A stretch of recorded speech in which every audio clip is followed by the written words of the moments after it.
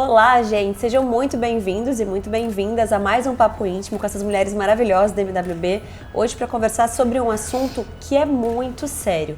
Então, vamos lembrar da Ana Furtado. A Ana Furtado recebeu o diagnóstico em 2018 de câncer de mama, através de um exame de rotina. A apresentadora do É de Casa continuou trabalhando durante o tratamento e celebrou recentemente a vitória contra a doença. O assunto de hoje é câncer de mama e para essa conversa eu chamei minhas amigas Isabela e Dani.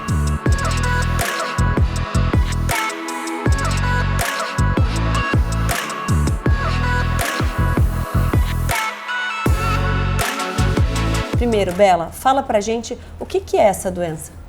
Então, eu vou começar falando um pouquinho da importância nela, né, estatisticamente. Por que a gente tem que trazer esse assunto aqui? O câncer de mama, ele é o câncer mais comum na população feminina no mundo e no Brasil, tirando o câncer de pele não melanoma, né, que é o câncer mais prevalente, mais comum mesmo.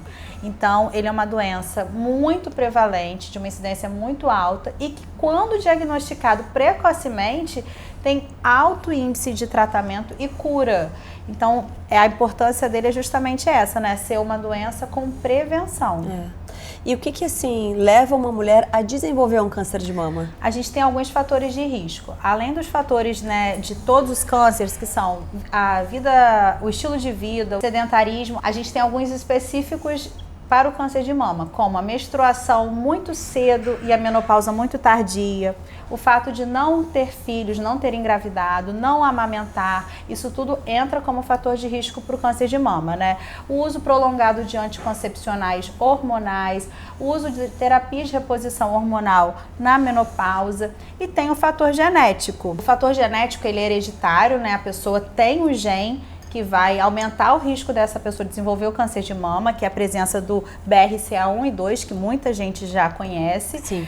Mas é importante a gente falar, Bá, que só 5 a 10% dos cânceres estão relacionados a essa parte genética. Uau. Então, não é o mais comum. O mais comum é ser espontâneo mesmo, acontecer independente da história genética daquela paciente. Bom, a gente já entendeu um pouquinho, né, da prevalência dele, por que ele acontece, fatores que levam ele a acontecer. E agora fala um pouquinho também pra gente, Bela, o que a gente pode sentir nas nossas mamas pra gente diagnosticar ou desconfiar que tem um câncer? Então, o caroço suspeito da mama é aquele carocinho que é duro, ele é fixo, a gente não consegue mobilizar e normalmente não tem dor associada. A gente também tem outros sintomas e sinais, né? Que é a saída de secreção pelo mamilo, principalmente de forma espontânea. Sem manipular nada, a mulher aparece com o sutiã molhado. E também alteração na pele e mamilo. Pode ser vermelhidão, uma retração da pele. Isso tudo a gente tem que estar muito alerta, né? Então é muito importante, Bela, que a gente não precise chegar nesse ponto. Pois é, isso que eu ia te perguntar, Dani. Quando a Bela foi falando disso, eu lembrei lá da época da faculdade que isso já são fatores avançados, mas tem como prevenir, né? Tem. É muito importante que a mulher entenda que prevenir não é procurar uma doença. Prevenir é você ter certeza de que você vai conseguir, na maioria das vezes, se curar mais rapidamente. E sem um tratamento tão agressivo, muitas vezes. Então é muito importante que essa mulher não deixe chegar nesse ponto onde ela vai sentir um carocinho na mama, que se ela fizesse o exame regularmente, anualmente, é o que a gente preconiza, a gente vai fazer esse diagnóstico na maioria das vezes sem a mulher chegar com essa queixa de estar percebendo um caroço na mama, entendeu? Que idade, assim, Dani, que seria interessante toda mulher fazer a ultrassonografia de mama? Então, a ultrassom não é um exame de rastreio. Rastreio o que quer dizer? O exame que a gente procura na população em geral, o câncer de mama. O ultrassom é um exame muito bem indicado para complementar a mamografia, que deve começar aos 40 anos. É o que as sociedades preconizam, ginecologia, mastologia. E o ultrassom entra para auxiliar no diagnóstico, principalmente de mamas densas, que é uma mama que tem muita glândula, né? Já as mulheres mais jovens, é muito importante se elas puderem começar, desde que elas iniciam uma vida sexual e tudo, que elas puderem começar a fazer exames de rotina. Sim. Uma transvaginal e um ultrassom de mama, eles fazem diagnóstico, porque hoje, infelizmente, a gente tem feito diagnóstico de mulheres muito mais jovens. Então é muito importante que a gente possa começar essa prevenção também nessas mulheres mais jovens. E que fique claro que não é com mamografia. Essas mulheres, aí sim a gente tem que entrar com ultrassom nelas. Dani, é importante a gente falar também do autoexame, né? Sim. Então, eu estimulo na minha consulta as pacientes conhecerem sua mama. Então, a gente tem que se tocar e conhecer. Para qualquer alteração, você procurar ajuda.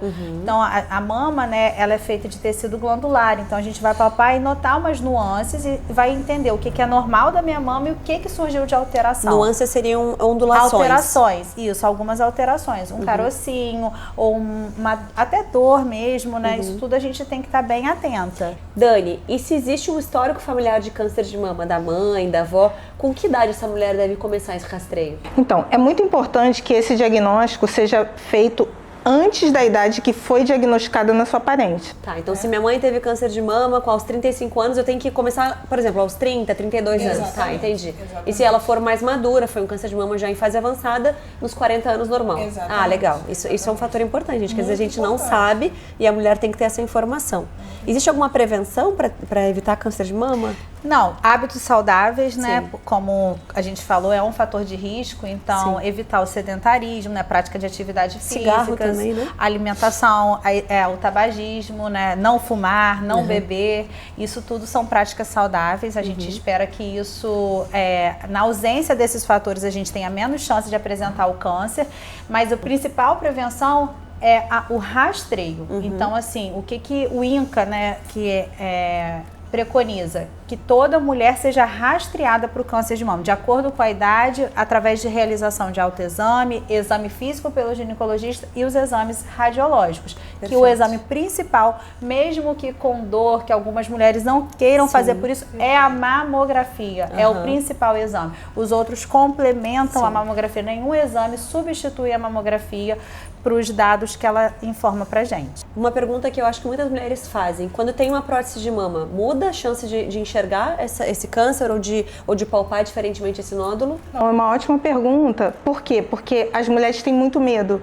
Ah, eu vou fazer a mamografia, vai romper minha prótese. E a gente tem mecanismos que a gente exclui a prótese da imagem, né? Para que a gente consiga ver o tecido mamário.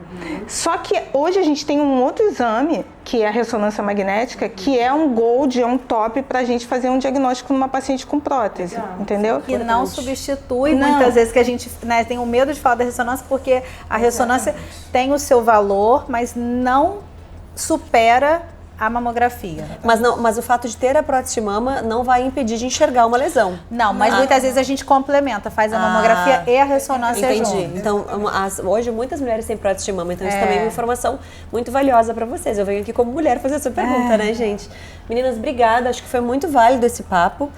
Autoexame, acho que é a maior dica que a gente pode deixar no papo de hoje. E hábitos saudáveis. E o hábitos saudáveis, né, gente? Então não há milagre, há esforço, há dedicação, há uma decisão de a gente ser realmente pessoas que entendem nosso corpo como um templo que tem que ser amado, cuidado, a gente tem que prezar por tudo que acontece nele. Gente, obrigada pelo papo de hoje e a gente quer convidar vocês a estarem nos seguindo nas nossas redes sociais, o Instagram Papo Íntimo MWB, e também lá no meu YouTube você pode acompanhar todas as semanas doutora Bárbara Faria Corrêa, os nossos papos com muito conteúdo legal para vocês. Até um próximo vídeo.